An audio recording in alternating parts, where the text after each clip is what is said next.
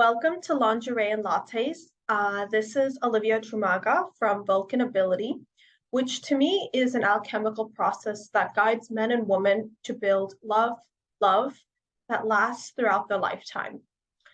In order for us to do that, we need strong foundations. And a part of my teachings is really to bring to light how different men and women are so that we can actually use that understanding to build stronger communication with each other, build intimacy, and respect flowing both ways. So today, I have this idea I wanted to expand on. One being men are the masculine presence. So a part of their nature, a part of their characteristics is this sense of presence, which is a moment in time. For women, we have the energy of fluidity, of being a lot more spiral version versus linear, such as men. Men are the linear, we are the spirals. So in that spiral energy, we have a lot more how can I put this into words? We have a lot more forward thinking, ethereal connection. And I don't mean that men can't connect with spirit as much as we can. Of course they can.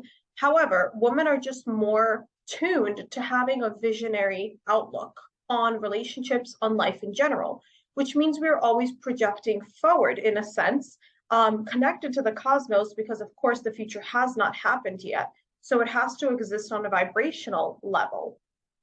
So therefore, women are kind of always more in tune with the next version of themselves, of their partners, of the relationship, and where they would like to be headed. For men, it's in their nature to just be a lot more centered and grounded. So they bring us back to this moment, which helps us actually as women draw back from all that dreaminess, like that Piscean energy, and draws back into the body, back into the surroundings, into this environment, into the exact conversation that's occurring in this moment. And when we can really, I would say, pull out these gifts in your partner, for a woman to have that clear visionary outlook and for a man to be grounded and present, we kind of meld the two worlds, the best of the best of the both worlds, because then a man brings us into this moment and allows us to really live it to the fullest, and a woman is already guiding our interactions to that grander vision. So what do we have to remember when I'm teaching all of this? A lot of the times, both of the sexes can get very irritated. It can get misconstrued. Why, let's say, a woman is always living in the present. In the future or in the past, drawing in things from the past that your partner has done is a negative trait for women. It's the wounded feminine. An empowered feminine would have a clear vision for their relationship and already sees ways that they can grow together as a couple. For a man, everything is about the now, and he's not really thinking per se how 20 years from now he will be interacting with you. Whereas for women, we might be a little bit more inclined to just dreaming it up. We can't get irritated at one another that they're missing the point or not seeing it from your view, because their opposite perspective helps us be who we are.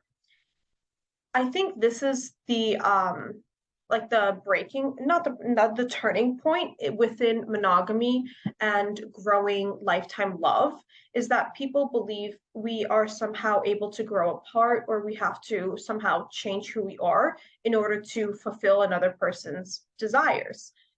But what I'm telling you is, if we just look at these differences and emphasize the strengths of each, those two people, those two perspectives can actually uplift the entire relationship to something bigger that individually the present moment and individually the future could bring to a relationship. And that's the biggest point. people need to understand that women and men who work together can create something bigger than if it was just a woman by herself, just a man by himself, just masculine energy by itself, just feminine energy by itself. Could you imagine being in such a visionary state that you've completely missed the last 10, 15 years of your relationship because you've been just so gung-ho on this one moment to occur in it?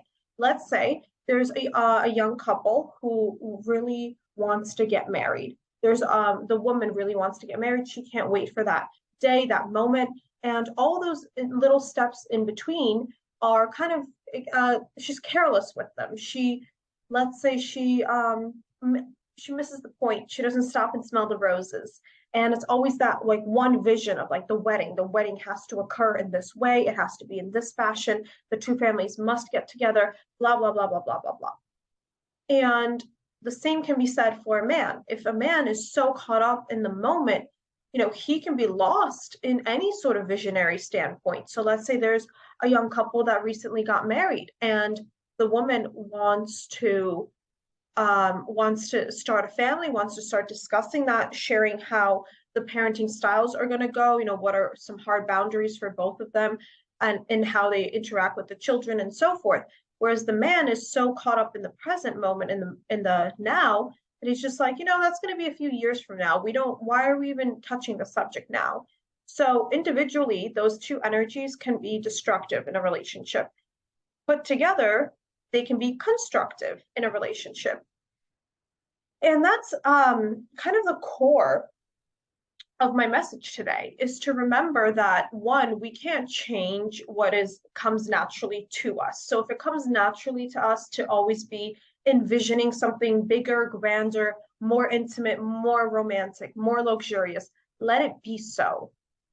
I love the saying, I think this is from the universe of Tut, but it's, there's nothing wrong with asking for more. There's nothing wrong with it. We need to remember that. And the same goes for the man. In his power, he can bring all of those sensations of your vision coming to fruition. He can bring that alive in this moment, because this moment is the magic that is creating that vision for you. And if you miss this what's occurring right now in front of us, then you're at the risk of losing that vision because you're not respecting the other person. And a relationship is about two people. It's about both of their needs, both of their desires. And through my teachings, I don't believe that we have to sacrifice or compromise, which is seems to be a glorious resolution, but in actuality draws both people to souring, feeling rejected by their partner, feeling misheard, less important, and usually compromise leads to 50% dissatisfaction and 50% dissatisfaction from both parties. So in an understanding on how to build communication in our relationships so that we can actually grow together and raise up our partners, that comes through understanding who we are individually and honoring the opposite in our partners and saying, thank you for bringing me back to this present. Why am I concerned, let's say in this moment, about how we want to build our future? Why am I so dissatisfied with just relaxing into what's happening right now? And then we can switch the conversation. Why do you feel so opposed to having a vision? Why are you so